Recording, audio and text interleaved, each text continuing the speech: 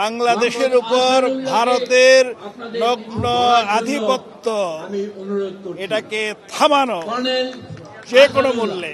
আমাদের নির্দিষ্ট ভূখণ্ড আছে, আমাদের পতাকা আছে, আমরা স্বাধীন দেশ, কাজে কারো আধিপত্য মেনে নেওয়ার জন্য আমাদের জন্ম হয়নি। আমরা রিটায়ার্ড করেছি কিন্তু টায়ার্ড হয়নি। আমরা চাই দেশ শান্তিতে থাকবে, প্রতিবেশীর সাথে সুসম্পর্ক বজায় রাখবো।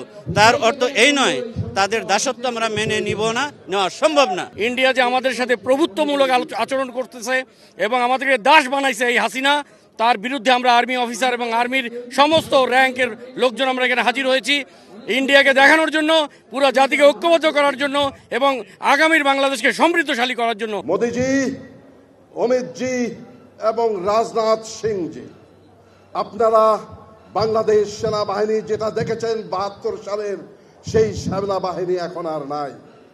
আমরা এখন যুদ্ধোপযোগী এবং যে কোনো শত্রু মোকাবেলায় প্রস্তুত। আপনারা আর আস্ফালন তুলবেন না। ইস্টার্ন সেক্টর, ইস্টার্ন কমান্ড গোছানোর ভয় আমাদেরকে দেখাবেন না। শুধু আমরা সশস্ত্র বাহিনী নই, ১৭ কোটি জনতা আছে আমাদের সাথে, আপনাদেরকে সীমান্তেই রুখে দিতে।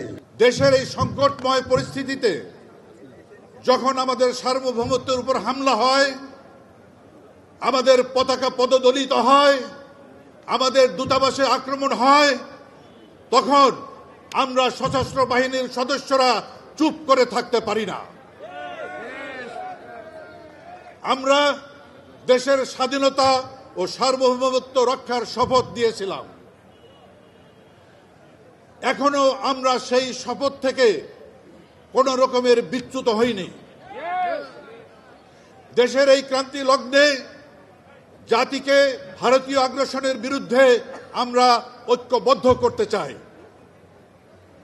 আসুন সব ধরনের রাজনৈতিক বিভাজন ভুলে গিয়ে ধর্ম, দল, মতের ঊর্ধ্বে উঠে আমরা আমাদের স্বাধীনতা ও সার্বভৌমত্বকে সুরক্ষা করি।